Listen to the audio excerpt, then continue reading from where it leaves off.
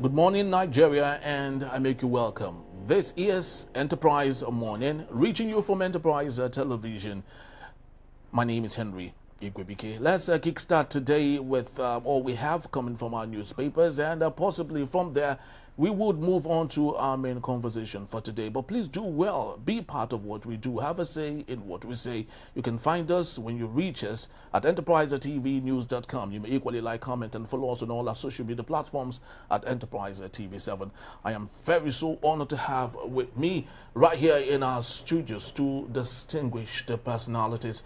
One is Barrister Wale Ogunwade, human rights activist, constitutional lawyer, president of Voters Awareness Initiative. Thank you so very much, Barrister, for being here. Thank you. Truly do appreciate you.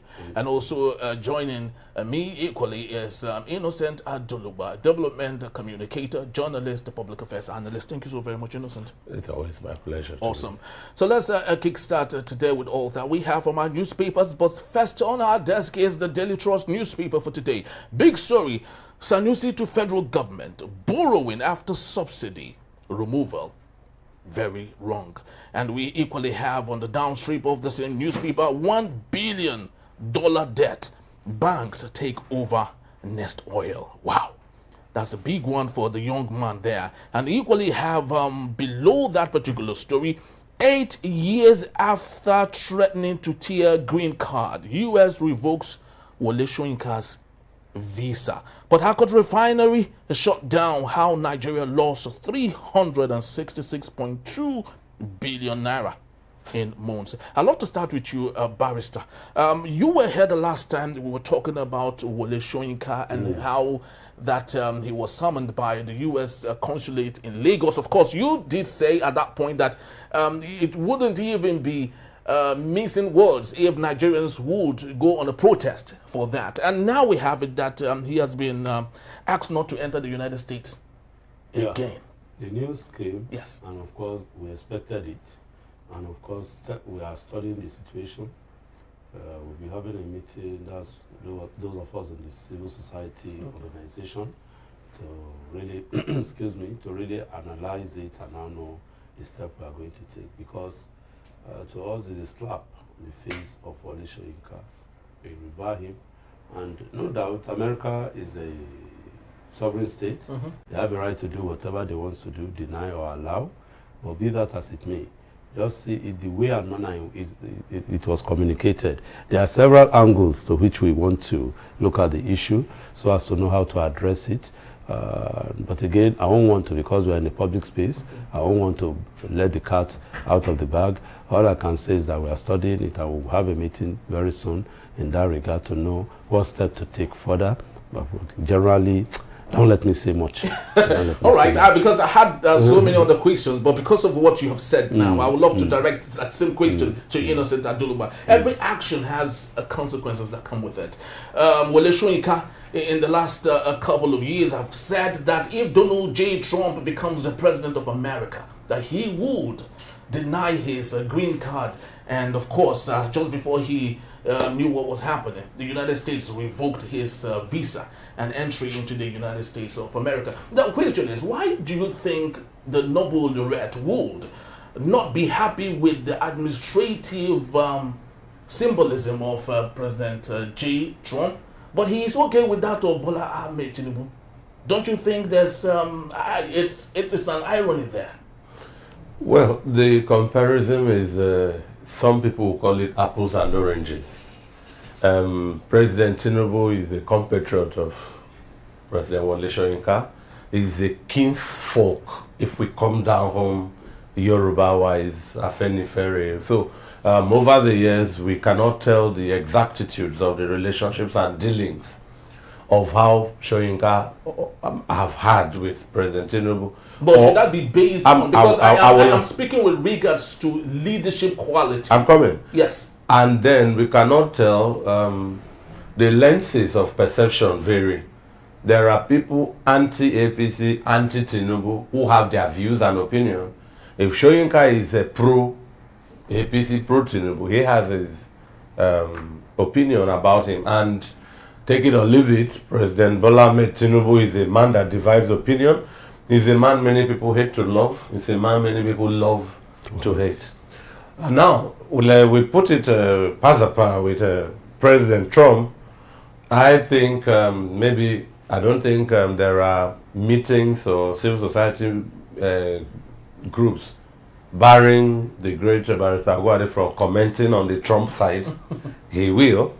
But I think that President Trump is the most loathed and maligned global personality leading to an election. If you saw the build-up in this second time versus Biden, perhaps in that barrage of opinion, the Nobel laureate stated his own position. It may not be out of personal or direct malice, as it were. But whereas the American government couldn't, let me use the word, bar or shut down a vocal opposition media like the CNN, they could with an individual like Professor Shoyinka. Perhaps that may be what is playing out. The barrister I am aligned with in America is one of the most powerful global sovereign democracies. So sometimes I even see them sometimes, if you ask me, dwarfing the United Nations in certain international policies. If we look at what's playing out in the Ukraine, in Libya, in Israel, Gaza, and lately with Venezuela in the Maduro episode. So the US is almost an unopposed state actor in global politics. So, like he said, I think there are subtleties, there are ingredients that you don't lay bare as your first step. So, Professor Shoyinka is a global citizen, is a global darling, is an intellectual property that the world benefits from. Maybe in the back of this, there could be a rethink, a relook, but I don't think this kind of it's a hammer that just halts everything as it were. I don't know about it. Well, let's see how it works, though. It's a developing story. Professor Wole Soyinka had addressed a team of people while he was, of course, not being so comfortable about what was meted out on him, and which, of course, is not an awesome one for Nigeria, equally not for him. But, of course, every action comes with consequences, most definitely. But let's take a look at the Sanusi to federal government. Borrowing after subsidy removal. Wrong. Barrister, I'd love you to speak on this. President Bola Ahmed Tinubu met a debt of 77 trillion. In less than 3 years, Barrister, our president has taken it to $154 trillion. Imagine how it would be if he takes care of Nigeria in 8 years. Do you think this excessive borrowing is good for Nigeria, especially coming from a CBN governor who understands economy and finance? My problem is about the figures that are churned out. Yes. Not only are they mind-boggling, but they can send one crazy. Because you talk about the billions of trillions of money, and they are not on ground in this country, that people can't feel it, but rather you see it in the side of government, and then definitely there is something wrong. And this is the time the people will begin to ask questions. You know, we've said it in our own group, that we should stop agonizing and we'll begin to organize ourselves in how to ensure that those who hold us by the gulag are made accountable. You have taken this amount of money. Where is this money? It's as simple as that, because you can't see it on ground, and it makes one see as if one is a fool. For God's sake, some of us have a little bit of knowledge about arithmetic. We need not to be accountants. We need not to be statisticians. But all the same, you know that that huge amount of money coming into a system, definitely there must, capital M, U, S, and T, changes in the general pattern of the life of people. Not a situation where there is nothing to show. People are going hungry, people are going despondent, and on a daily basis, people are having health issues and challenges because of the economy. I was driving out this morning and I showed my wife that, look at this young man. A young man has stroke. was walking the way you see he has stroke. He's walking with not strong enough, because unfortunately we didn't wait to ask him what is it. But you see, it's simple. He wasn't born with a stroke and he wasn't born a cripple. So definitely his health situation has gone down. You go to the pharmacy now, you want to buy some drugs, the prices of drugs have skyrocketed. And I don't know, maybe you saw the news. A young man was arrested in Ribadu 2 days ago or 3 days ago, stealing cars or trying to steal a car. And when he was asked, he said he wants to use the money to get himself some drugs to stay alive. And it has gotten bad more than that, if there's anything like that. People now still, because there is no hope, there is no opportunity. One will expect that of the amount that government has said that it has borrowed, a chunk of it will be used as a social net to help people, particularly the poor and the vulnerable. These are not done. And that is where people, particularly you, the journalists, and other civil society organizations must come in and ensure that the poor and the vulnerable have a life. What's the name of that guy that the policeman put his neck and killed him in America? Yes. Something George Floyd. Floyd. Yes. Before he died, he was shouting, I want to what? Breathe. Nigerians too want to breathe. This economy is stifling. And I hope that government will listen. The economic managers of this country, Tinubu and his economic team, should have the fear of God. It is the fear of God that can make things work. Every day I look at them. What is it? What do they want to make? Is it more than this eba and this amala and this akpu that we eat? Because all these drinks that they buy for one bottle for $1 million is killing.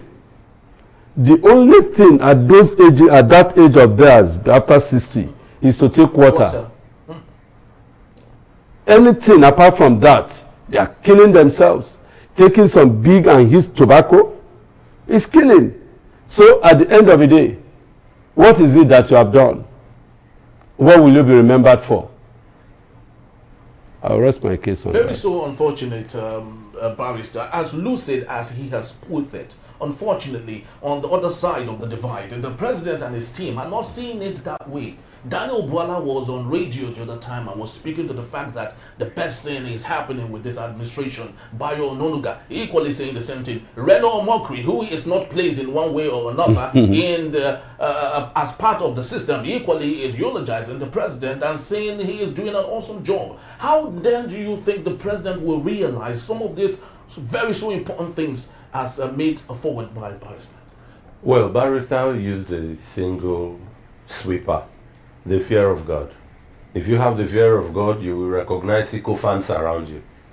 So, sadly, one of the retrogressive strategies of the present government led by President Bola Ahmed Tinubu is the engagement of people shouting that they are working. And globally, we hear talk is cheap.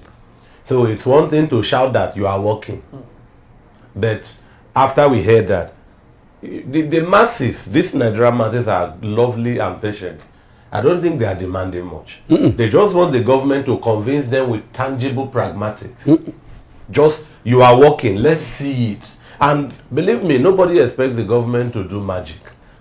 The masses want the government to be seen to be treating some of these inadequacies.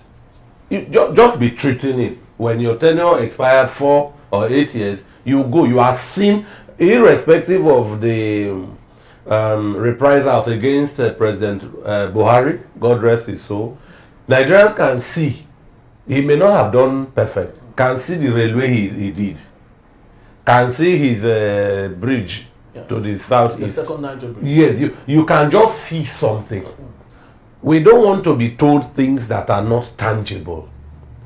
If the global Forbes list comes out and they tell you the richest man from Africa is Dangote, this government will celebrate it. that has no impact directly with the economic life of the masses or his community. Yes. So the president, I believe, is on the threshold of history. Luck beckons on him to make a name, like Barrister said, and be remembered for something.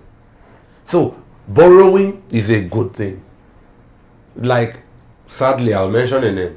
In the campaign for election, the presidential candidate for Labour Party will tell you, Peter Obi, that borrowing will be borrowing for production, not consumption. Those may be the worries of a finance-minded man like His Royal Highness, if I can call him that, Lamido Sanusi. Because in his days as a CBN governor, there was a semblance of sanity and stability. Yes, very well said. Very so well said. But let's take a look at another matter, because every time you look at the pages of our newspapers, it's doom and gloom all over the place. But Harcourt Refinery shut down. How Nigeria lost 366.2 billion naira in months. Barrister, you imagine what that humongous amount of money would have done to Nigeria, but we just fizzle that away into the pockets of a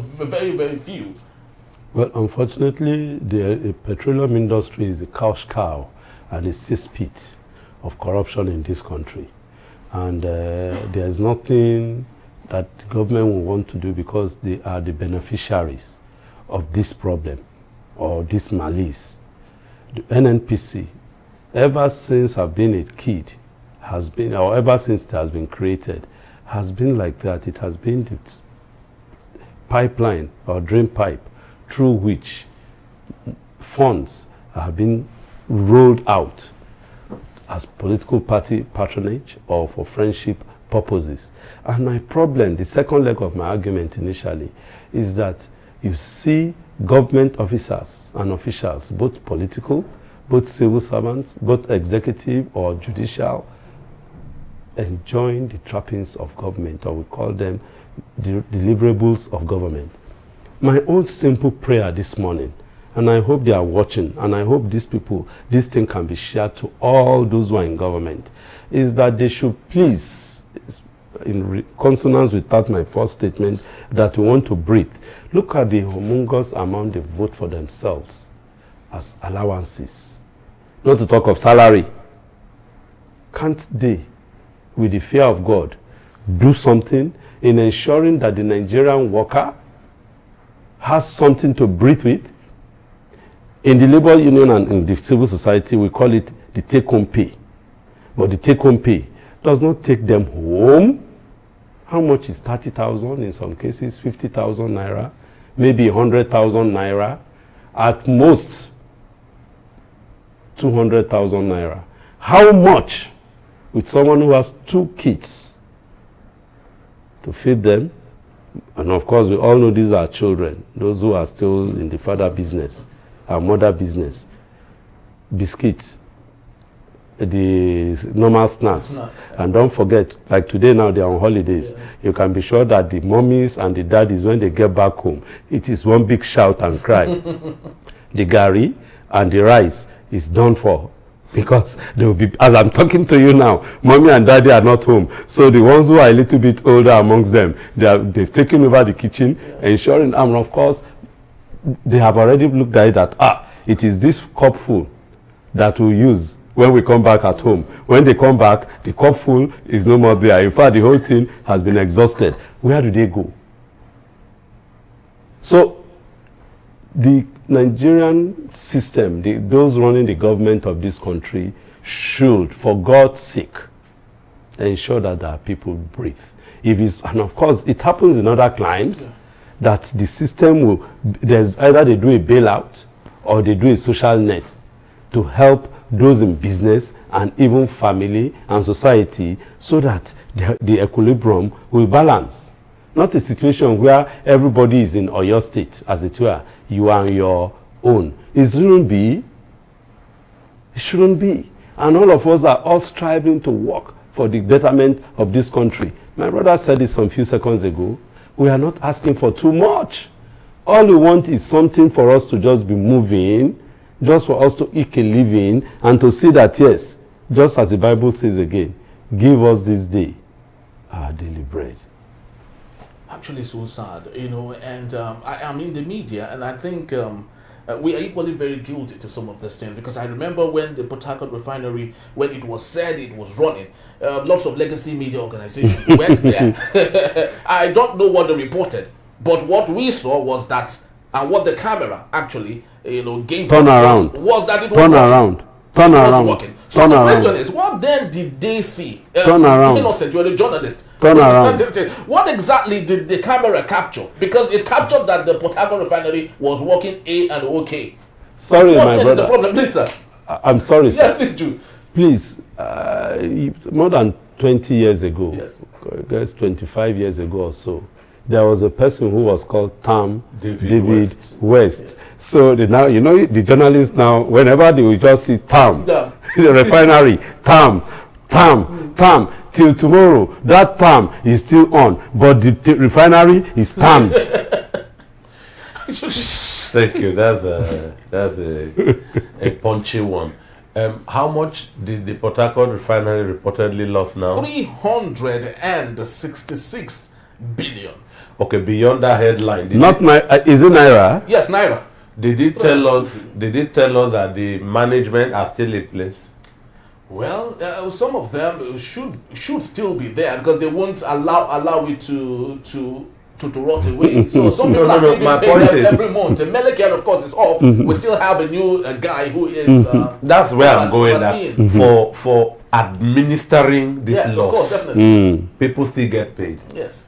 To oversee, to superintend over losses of this magnitude, people still get paid. That's what I want to know. Or they've been changed, they are being tried or questioned, and the new set are, you know. Well, my problem is that the national, the refinery business and the oil business in Nigeria is seen as a national cake. Oh, okay. And everybody comes with his own knife, cut what you can cut, take it away, and nobody questions who has been prosecuted. Anyway, where I'm going with this is this. Yes. In the US, I think it's President Ronald Reagan who negotiated a tax cut for the masses. Mm-hmm. Because at the time, the economy was scorching. Yes. And the masses cannot pay. So he, as a president, negotiated tax cut. Today in Nigeria, 29th October 2025, yes, Nigerians are paying their highest tax within this seething economy that we are in. And like he said, in my popular comment, the government, the political elites, and their cronies are enjoying life on islands of opulence, surrounded by the masses in oceans of poverty. And to that extent, this money is, like he said, being national, is it being probed? We were in this country where we were told that massive vessel went to steal fuel. Not a butterfly, not a needle, a behemoth of a ship went to load and steal oil.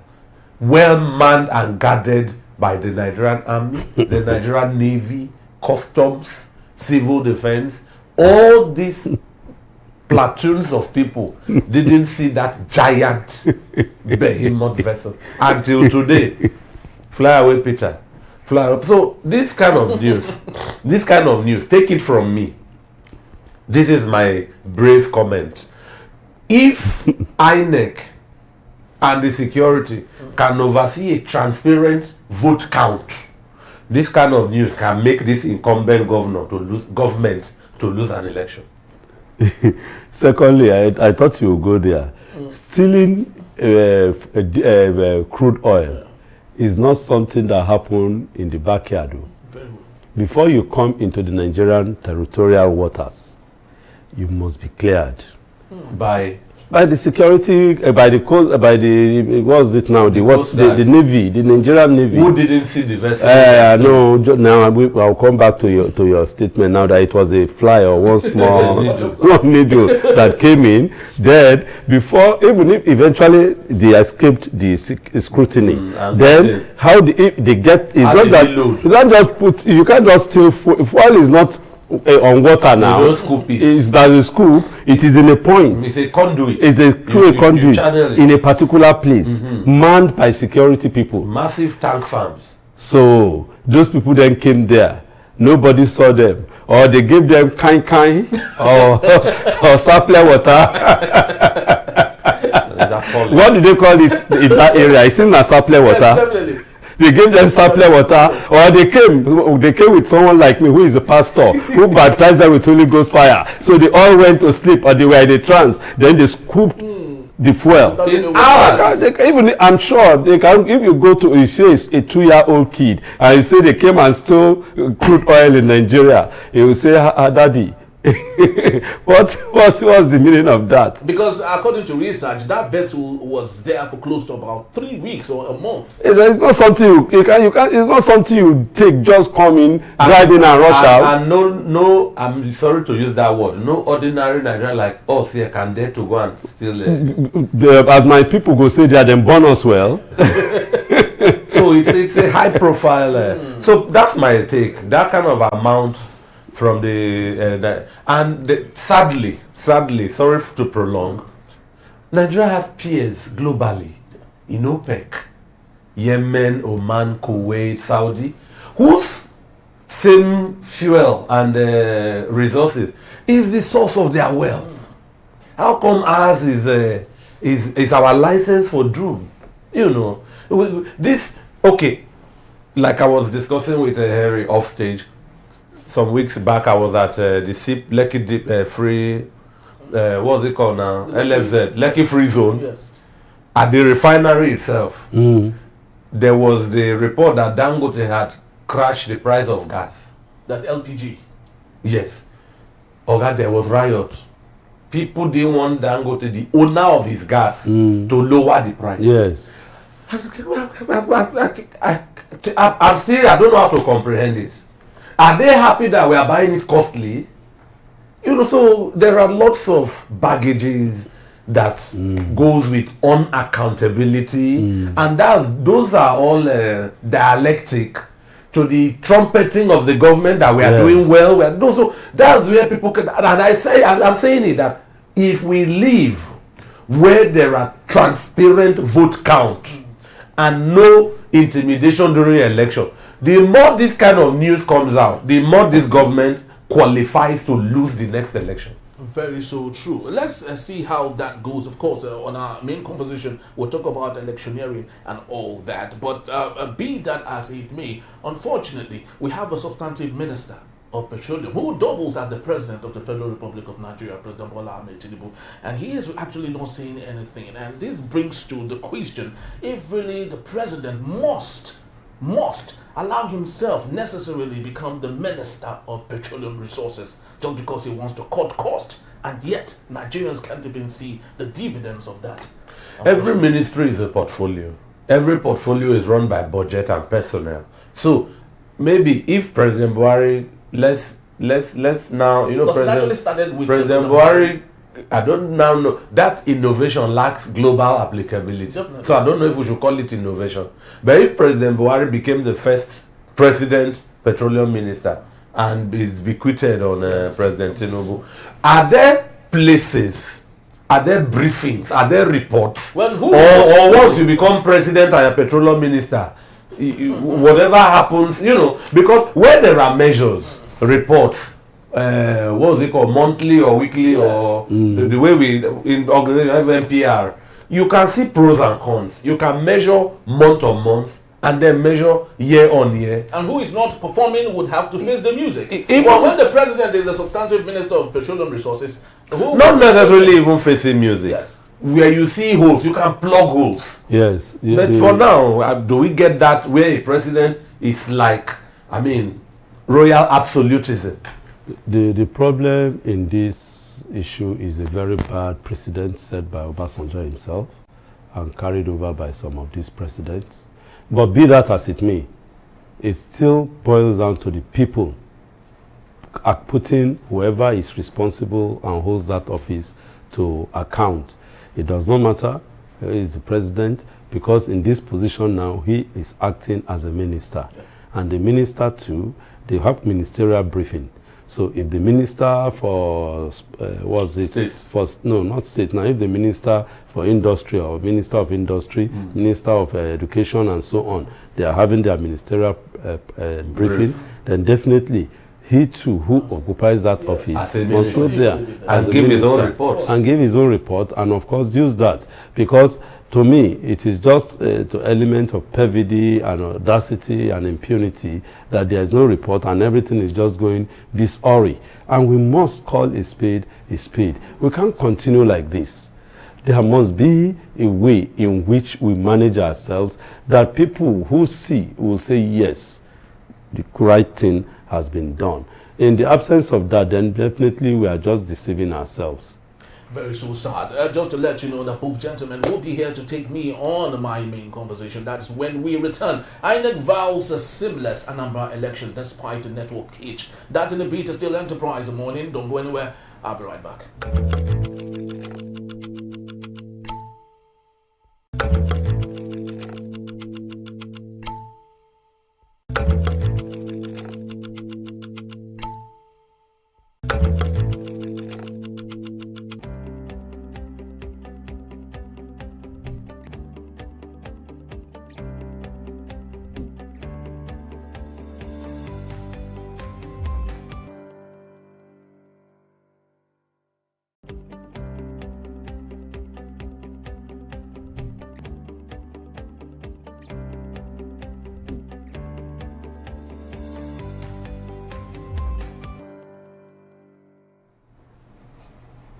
Thank you so very much for being back. And if you just joined us, this is still Enterprise Morning, reaching you from Enterprise Television. Let's head straight to our conversation for today.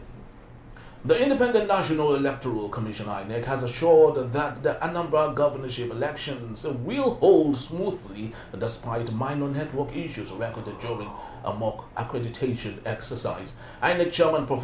Joash Amupitan, SAN, gave the assurance at an ICCES meeting in Abuja, co-chaired by the National Security Advisor Mallam Nuhu Ribadu. He said the Commission's readiness assessment confirmed the full preparedness for the November 8th poll, with 24,000 officials to be deployed across 5,718 polling units. Amupitan also announced the extension of the permanent voters card PVC collection to November the 2nd to enable more voters to participate.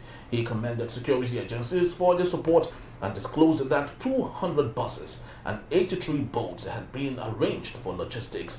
The INEC boss urged collaboration among stakeholders and warned against vote buying, stressing that offenders would face a strict sanction. Representing the NSA, Mr. Hassan Abdullahi assured that the federal government had bolstered surveillance, intelligence, and security deployment to safeguard voters and all the materials. Let's get talking. I still have with me Barrister and Innocent Aduluba. Thank you so very much, gentlemen, for hanging on. Yeah, sure. Barrister, I would love to, get at you on this particular one. You are a stakeholder, a very major one.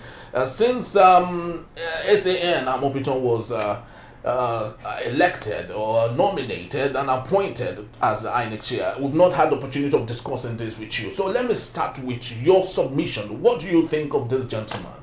Well, he's a senior lawyer, and of course, he's been in the fray. He's been involved in good governance and so on. Once in a while, we run into each other in the course of duty, in the course of running of conferences, ideas, and seminars. So I know that he has a lot to offer. But before I forget, I just want to state this because I was asked in a forum and I forgot to bring it up. And that idea is the institution of moving, if he has to go and see the president, that I need an electoral tribunal, election tribunal, to try electoral offenders. He said it at that meeting that they will be sanctioned. how can you be sanctioned? How can you sanction if there is no instrument of sanction? And the instrument of sanction will be the establishment of an electoral tribunal, to election offences tribunal, to try offenders. Now, coming to your question, again, I don't envy Amupitan at this point in time, because he's just getting, he was going to have his own baptism of fire, because all things have been laid. We've done all the accreditation, all the arrangements of all the things that has to be done before he came in for Anambra election. So the only thing that will do, that will save his neck, is that God helps him, because Nigeria and the electoral system and the empire has already made arrangement for the Anambra elections. The primaries are done. Even the non-sensitive material, if care is not taken, will begin to be moved anytime now to the various, to Anambra State, where they will now be moved to the various local government and the various polling units. But be that as it may, since the buck stops at his table, I'm sure that he will know what to do. Maybe he's gotten a dossier or the brief of all the electoral officers. He will know those who are competent, that will not put him to shame, to handle sensitive offices and duties. That is what I will advise him, that he should roll up his sleeves and, of course, go into the archives to get hands that will help him. It's not enough to sit in Abuja and be talking tough or talking big. The election activities are down there in the grassroots. So what are those skirmishes? Because you mentioned lots of things. If you were there to advise him, what are those very salient, very important things that you think he should be more concerned about, especially using this as a litmus test for him? I was going there. Yes. And the most important thing, to answer your question directly, is the issue of BVN and the IREV. Right, because we are tired of various complaints. I'm sure by now he should sit down with those who are involved, the technical and the engineering crew, to ensuring that those machines are charged. If it's for them to get support in way of power bank or whatever, to ensure that not on that day will we hear issues of failure of one equipment or device or the other. The BVN must, I say BVN, the beavers must work very well. The IREV portals must be on without any hitch. Then, of course, if it's for them to go and buy jammers to jam all those who want to make the process glitch, they should do that. There is no room for excuse. That's why I said this is acid test, and of course, it's going to be either from pan to fire, depending. It is unfortunate that his appointment is coming this close to an election. And of course, don't forget Nigerians. The issue of giving him the opportunity to defend himself will not arise. They will just say that, well, he's in charge and there's no excuse. So for me, until he delivers a good election in Anambra, there is no sleep for him. If it's for him to be on his toes, let him be. Ours is that we are not going to take any excuse. Let him call competent hands, which we are there are so many hands that can ensure that the election succeed. And of course, he has the option of throwing overboard all those who have been, because it's there, the results are there. You know where they have issues, where elections are supposed to hold and they did not hold. Ngoga, you are the one that was in charge of this place. Why didn't it hold? You won't tell me that because they didn't bring bus on time. I'm always on the field when election comes up. We all know what happens. The issue is that did you make provisions? Did you check the voter's card? Did you check test run the beavers? Did you test the portal? Yes. Did you ensure that everything is all right? Did you get yourself a generator to power if there's going to be power failure? Did you buy enough diesel? All these things are there. No excuse. You should not take excuse from anybody. It is this excuse that continues to mess us up in this country. But how about those issues of late delivery of... it's part of it. I've been involved. I mean, well, let me see. I can't remember. There are some riverine areas in Anambra State too. Not too much, but 1 or 2, 3 places. there is this popular politician, forgotten the place, the name just ran away now, this popular politician, Eze. Okay. What's this now, the first name, Eze. Yes. The man that had problem with one of his governors. Okay, I know who you're talking about. After his local government, there is a riverine area there. I've been there, and of course, that time we got there, the boat to pick us across was not available. Oh. Of course, there will be delay. So those of us who have to leave the place, say, let us go to the hinterland then. The boat was not ready or didn't come around till maybe 2 o'clock when they were about closing the election, when the window was about to be closed.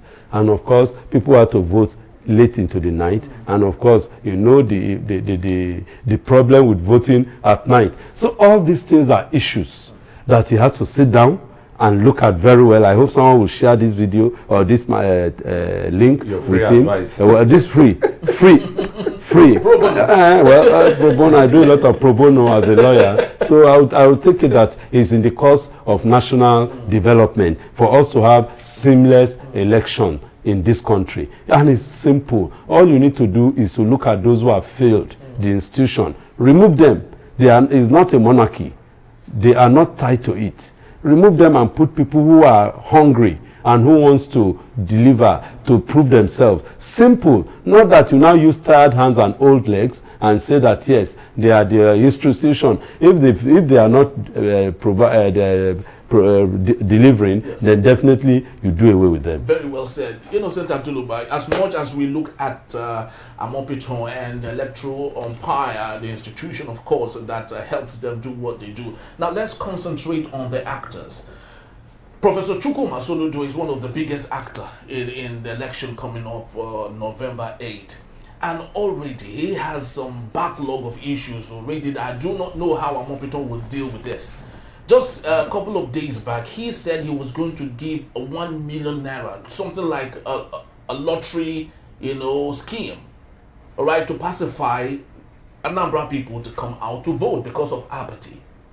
Now, what do you think about this? Isn't this an indirect means of vote buying? Because he is part of the game and offering 1 million naira to Anambra people to come out and vote. So doesn't that mean that he is directly asking them to come vote for his party and vote him in once more? Okay, I will start from Professor Joash Amupitan. Yes. I think the commencement of the Anambra election, one of the last of the off-cycle election in the there is one of the. Okay, one of the. That's a good English. Okay, go on. One of the off-cycle election, because I mean, after November, is where we are in one of the last. Makes it's an announcement that his honeymoon is over. Your honeymoon at the period after appointment that you've not had something serious to do. So now honeymoon is over. It now makes Professor Amupitan both lucky and unlucky. He is let's start with lucky. Lucky. He's lucky. No, hold on. Don't worry. Hold on. He is unlucky, or he is lucky if the elections had no off cycle. Yes. He settles in leading towards 2027. Maybe like you've used the word, fixing the right people, taking care of loopholes that were there. That would have been luck for him. Okay. He is unlucky, and he is also lucky, if you ask me, that this test is a microcosm. To prove himself. To start with a small state. Yes. Not the entire nation. So it's a microcosm of the entirety of the whole country. The unlucky is that he was not in strategy the originator of this build-up.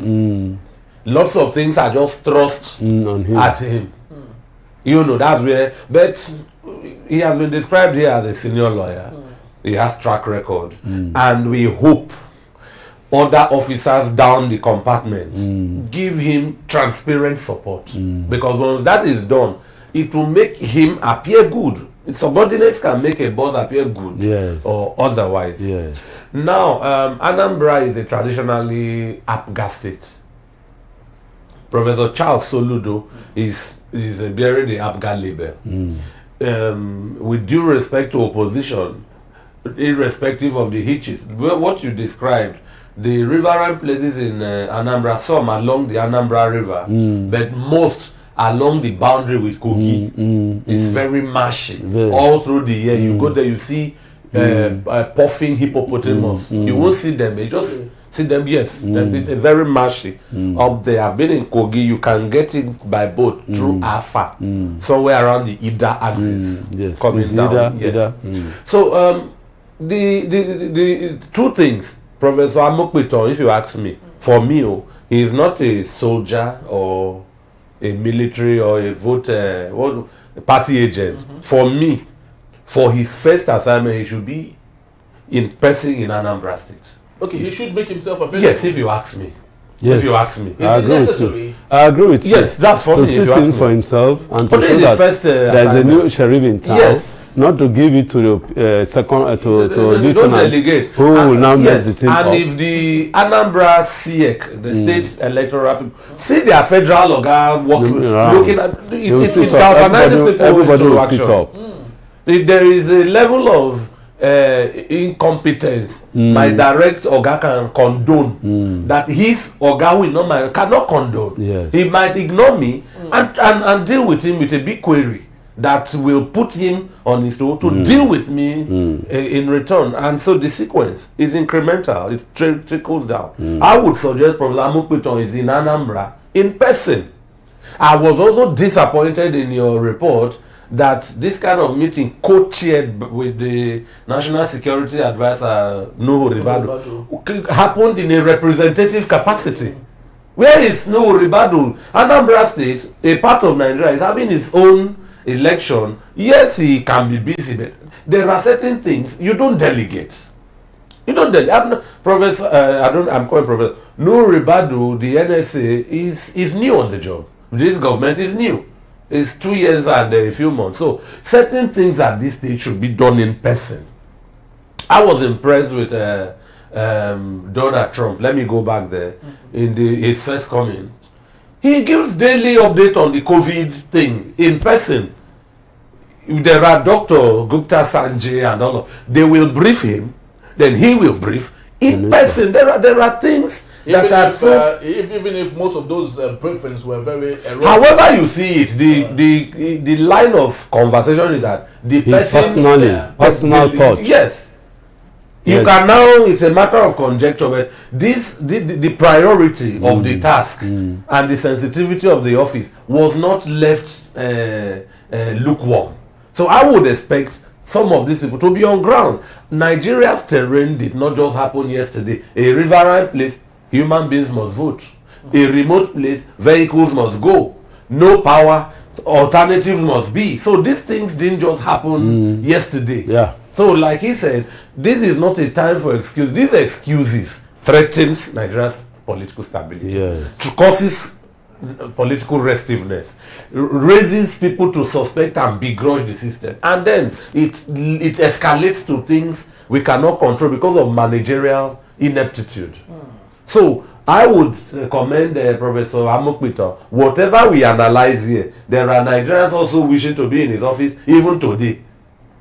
If election is tomorrow, people see him as favored with an appointment, and uneasy lies the head that wears the crown. Very well said.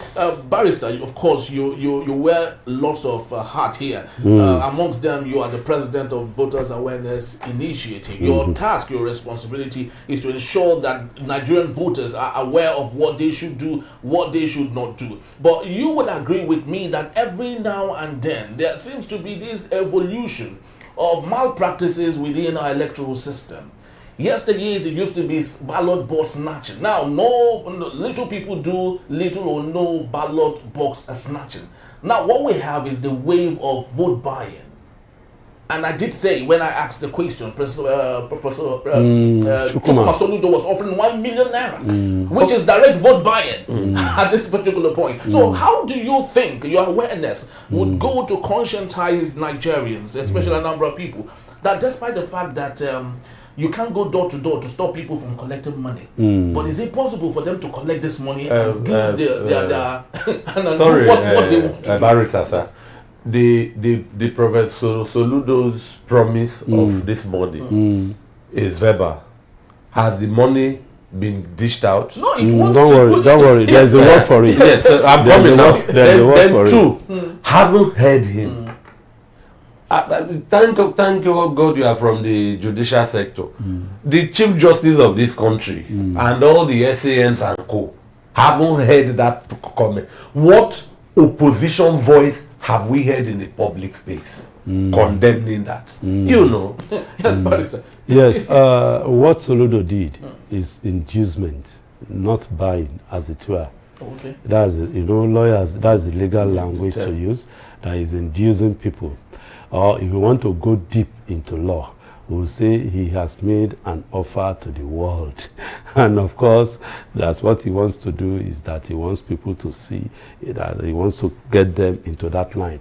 But be that as it may, all those are things that we want the Amupitan to look into seriously. And just as you have said, I was equally looking forward to seeing or hearing in the news about that statement by Soludo to be countered and to say never. This is the new sheriff is it's in town, and of course the idea of trying to induce or to encourage or to persuade or to use money in any form whatsoever should come to an end. And I hope that it's not too late for the INEC to do that. And be that as it may, I want INEC again to put on its thinking cap, because the politicians equally are very smart. What Soludo did or has done is a smart way of vote buying through inducement. And there are so many, we have written our report in respect of the last election. And of course, one will expect that this Amupitan will go to the archives and bring out the report of election observers as to issues of vote buying and how they have really messed up the electoral system. And the second one is the issue of apathy. Yes. And I want equally for Amupitan to look into the archives. And that's why I said that he shouldn't sleep. There are people who know about this thing. Look at the records. There are people who can handle and who are very experienced that will ensure that they give him a good advice that will bring out a good electoral result. Some of us do observe elections outside this country, as close as Ghana and as far as the United States of America and England. So it's not as if we are bereft of ideas of running a modern electoral election that is devoid of any script. We see that in other parts, in some countries, even in Ghana, they don't queue the way we queue. They do it electronically. Yeah. So what's the big deal? An African country. So those who are coming up with it's not possible, but it's possible for them to receive their bank alert. It's possible for them to send money all over the country from any part, even not any part of the world, into accounts. Very swiftly. But swiftly. But to count results is very difficult. I belong to the Nigerian Bar Association, and we don't queue. Everybody sits in the comfort of his house, anywhere you are. Once you have been registered and you are on the platform, even if you're outside the country, when on election day, for us as lawyers, you've cast your vote, and that's all. No stress. So why is it difficult for the national election? Why is it difficult for the election management body in this country? If not because some people are profiting from that malice. So the best way, and that's why I've said it, and I'm for the opt-in time, that Amupitan should sit down, look at the records, and call those who can make this election work and ensure that indeed, as it happens in other countries, it will happen in this country. Election management is not a rocket science thing. There's no big deal about election management. All you need to do is that people have they are registered, and of course there is a platform. They put they cast their vote, even if it's electronically. They cast it electronically. As soon any design. As soon as you cast your vote, it drops. It's just like your money. As soon as you go, even if it's this POS, as soon as you put your machine there, your card there, you press your PIN and you put in their figure. PIN, it goes. If you just see it immediately, they don't remove the money. And the other guy there, you don't get the alert. Shikenan, then what's the problem? What's the problem? I ask again, what's the problem? If not selfishness. Selfishness, especially just on, to add to that. Part. Yes, please do. And while you do that, I'd love you to add this again. Barrister talked about getting the right kinds of people to do the right kind of job. Notably, when you talk about electioneering and those who've conducted it, two notable names are always on the lips of Nigerians. Mike Igini, right, and the professor from Abia State, Oti, I'd love to believe this is her name. These are notable individuals. I do not know if they've gone on retirement. No, do you Igini is a young man. But I learned he has gone on retirement. And if he goes on retirement, we'll go put leg a rope. Exactly. We'll go put rope for his leg, drag him out. Which kind of retirement? Igini is still a young man, and of course the Mrs. Oti too. They are of course this is not called to national duty. Exactly. Thank you for reminding me. This is called to national duty, and those are what I'm trying to say. That there are people who have outstanding records who should be called to handle sensitive situation. The INEC is about operations. Once you have someone who is strong, who has a strong character to handle the operations, that's all. Simple thing. Look at it. Adama, have they been given their all the things they need to run the election? Benue, Anambra, Kaduna. I'm not talking. Okay, let's drop it down to Anambra itself now. You look at it. I've forgotten the names of the local government. They are all the various Oka, Onitsha, what we call it, Agulu, yes, Ujikoka, Indemili. Many others. Nkalago, you keep calling. So, just look at them. Then you now break it down to the words. Where is the word thing? They will bring it out. Who? The numbers are there. You phone them. Have you been given this? Yes, sir. Have you been given that? Yes, sir. The stamp pad? Yes, sir. Beaver's machine? Yes, sir. You leave that one. The places that they don't have. Yeah, what is your problem there? You, logistics man. Film, they will be with you in the next. Anambra is a small place. Within 20 minutes, we round up the whole of Anambra. Anambra is a small place. Yes. So I was going to add. Yes. I'm a member of the Chartered Institute of Transport Administrators, CIOTA, and that was my first time to vote electronically. In fact, we just gathered in a room, taking granite, and there was no work that day. We gathered there. Well, as soon as they announced election has started, you put on your own laptop or phone. The link of your membership and number is there. You click and you could the baseline results are on the screen. So maybe 300 people have voted. As soon as you vote and they tick yours, you will see 301. They are not showing the votes you voted for, but the total number of eligible voters are there.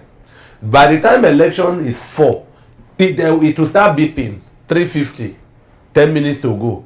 3:55. 5 minutes to go, and 4 o'clock they will tell you election is over, ma'am, and that's when they will tell you these are you would have seen the number of voters. They will sieve for and against, and the total will tally. So, like he said, these things are universal. We shouldn't make them look very difficult, like walking on the wall in Nigeria. Now, talking about walking on the wall in Nigeria and making it difficult, we can't exfoliate. How do you think we can actually exfoliate politics from this? Remember the mess that happened in Edo State. You know, yes, Wike was very braggadocious when he was saying that his kinsman or his in-law would officiate Edo State election. And you can see the mess that happened. How do we get rid of politics or politicians out of this awesome process that allows for good governance in Nigeria? Anyway, it's difficult to divorce politics from governance. Governance is more a political thing than a legal thing. The legitimacy of who governs is now the source of the legality at play in governance. So what we call politics is not what it means. Politics is not corruption and dirty practices. Politics is transparently, cleverly mobilizing human and material resources to outdo your competitor, especially in this space of election, and is thrown back at the masses through that action of political participation, of going to vote and your vote counts. So all of this, that's where he has come from. Informing the public is a technical duty. All what we are saying, like we said, is for free. Informing the public to know their rights, know what to do, know where to go, how to go about it, is why, even leading to this, I will also offer Professor Amupitan another advice. He may have it on his itinerary. He needs to give us a broadcast. We need to hear what he is going to. It may not be in detail, but he will be in Anambra. Anambra election will be peaceful. I want Nigerians to be. I want Anambra. You know, thoughts should stream from him in person. You know. So, Henry, the act you explained from I think the Nigeria's luckiest politician at the moment is FCT Minister Nyesom Wike, who denies not being in the APC, but hobnobs with them openly. Who admits being PDP, but the PDP members cannot say if his attitudes are glorifying the PDP. So Minister Nyesom Wike is not in limbo. He's well positioned. You know, so that kind of comment from him, I mentioned before, we should hear from the judicial camp. Vibrant people who are custodians of our law challenge or rebuke certain. You see, we are at a stage where nobody wants to dabble in, nobody wants to be. And take it from me, the reach of your voice and mine is shorter than the reach of, I dare say, respected Ogam Olisa Agbakoba SAN luminaries, all of them. Yeah. Let me not Ozekome and all of that. I don't know, I don't hear him nowadays after he fell to the government. Professor Ishe Sage, Falano, and all of them respected me. When somebody says something that is dysfunctional and gets a barrage of counters, the next person that wants to just come and speak thoughtlessly will foresee what will counter him. So the politics is clean. It's ensuring the right things are done that should be our priority. And I would say from this point, in another 1 week plus, I've been around Anambra very well. So I wish Anambrarians good, peaceful elections. Very well said. Barrister, my last question to you. You are a lawyer. You understand some of these things. Your colleague, Amupitan SAN, has said that he would reduce litigation as much as possible. Do you think for Anambra it's possible to reduce litigation from allowing the court to decide who becomes what? What will reduce litigation is transparency. Okay. I mean, if the process is transparent, then definitely nobody will shout foul. I want Amupitan to look at this other advice too. Turn himself to a referee. The whole world is watching him organize a football match or a refer between two contestants in a football pitch. And of course, the eyes and all the eyes are on him as a referee. If he's transparent, there won't be any shout. But if there is no transparency, there will be shout. There will be noise all over. So my advice to him is that he refer with all elements of transparency and again, the fear of God. If those are done, these two are done, definitely the issue of election petition will be a thing of the past. And of course, my colleagues who thrive through election petition will find their trade elsewhere. Thank you. Very well said. All eyes on Amupitan as we speak today. Anambra is the litmus test, and we hope that he takes that as an advantage, have a home run with that, and of course prove to Nigerians that really election is the best way to select our leaders. So over the years, we've not really have it go well, especially with the way we conduct our elections. So Professor Mahmoud Yakubu, very controversial, and lots of things actually have gone down. But we hope that Amupitan would get it right with Anambra, and maybe that would possibly increase the number of those that would come and cast their votes. Remember, about 80 million Nigerians registered. About 25 million came to cast their votes for 2023. We just hope that there will be a change to that, especially with what would happen in Anambra. Thank you so very much, Barrister, for being here. Truly do appreciate you. To God be the glory. Yes, Innocent Ajoluba. Thank you as always. My pleasure. Beautiful. All right, that's just about the time we have. We'd love to say thank you to you for making this a date. Please do well to follow us. You can find us, read up on everything we've talked about when you visit us at enterprisetvnews.com. You may equally rewatch when you see us at Enterprise TV 7. I am Henry Igwebike. Thank you for watching. Have yourself a splendid day. God bless you. God bless Nigeria. I'll see you at the other side. Bye-bye.